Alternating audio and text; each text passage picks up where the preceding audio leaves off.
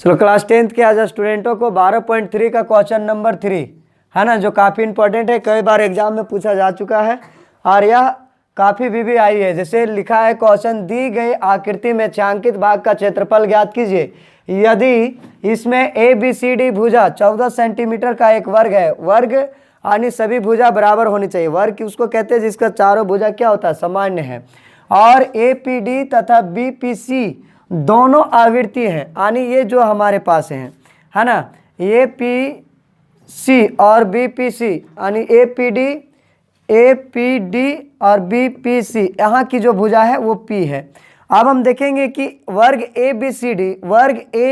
ABCD है, लेकिन इसमें दो अर्धवृत्त लगाए गए हैं। अर्धवृत्त का मतलब है दोनों को आधा आधा कटा हुआ, अर्धवृत्त कहते हैं।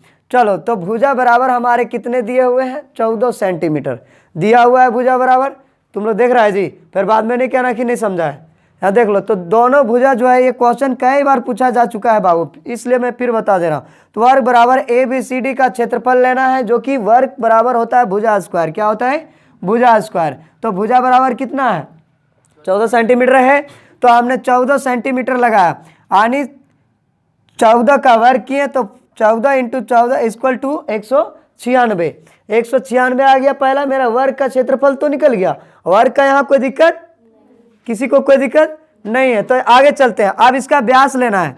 व्यास को हम क्या करते हैं, आर में जब बदलते हैं तो जितना हमारे पास है, जैसे 14 सेंटीमीटर डिवाइड 2 करेंगे तो त्रिज्या में कन्वर्ट हो जाएगा, ठीक है, यानी आर में कन्वर्ट किया जा सकता है। तो व्यास बराबर हमारे पास 14/2 है, आर में बदलेंगे यानी आर बराबर 7 सेंटीमीटर होगा। कितना होगा, 7 सेंटीमीटर। यहाँ कोई दिक्कत, आगे चलते हैं। फिर ध्यान से देखो, 14 सेंटीमीटर जो हमारे पास है वो कटा, डिवाइड हुआ, आर में बदल गया, आर 7 सेंटीमीटर हमारे पास आ गया। आया कि नहीं आया। आप बोल रहे हैं 2 अर्धवृत्तों का क्षेत्रफल निकालना है। कितने का, 2 अर्धवृत्तों का क्षेत्रफल। तो 2 अर्धवृत्त क्या है, देखो ये दोनों है कि नहीं है। तो हमने क्या किया, 2 अर्धवृत्तों का क्षेत्रफल लिखा, बराबर 2.1/2 इक्वल टू πr², यानी इंटू πr², यानी वृत्त का क्षेत्रफल जो होता है बालक, वृत्त का क्षेत्रफल होता है वो πr² होता है। क्या होता है, πr² होता है। यहाँ कोई दिक्कत नहीं। तो हमने 2 को 2 से उड़ा दिया, कट गया, तो बच्चा क्या, केवल πr² ही बचा।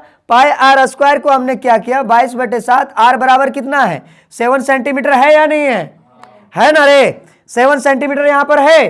तो 7 को 7 से क्या किए, गुना कर दिए। अब देखो 7 7 49, अगर यदि गुना करेंगे तो ज्यादा जाएगा। हम क्या करेंगे, यहाँ देख रहे हैं कि 7 को 7 से कट रहा है, तो 7 को 7 से डिवाइड कर देंगे, और डिवाइड हुआ तो 1 आया।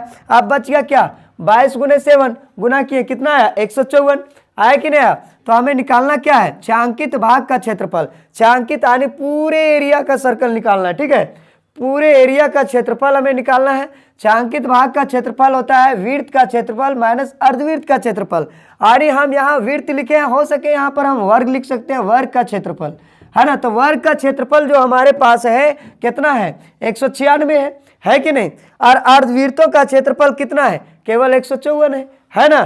तो 154 यानी 196 को हमने उठा के यहाँ से लाया और 154 को यहाँ लिखा, दोनों घटा दिए, 42 सेंटीमीटर। ये हमारा आंसर आ गया। इस पे हम कह सकते हैं कि ये भी क्वेश्चन कई बार एग्जाम में पूछा जा चुका है। तुम लोग भी कोशिश करो कि इसको पूरी तरह से तैयारी कर ले।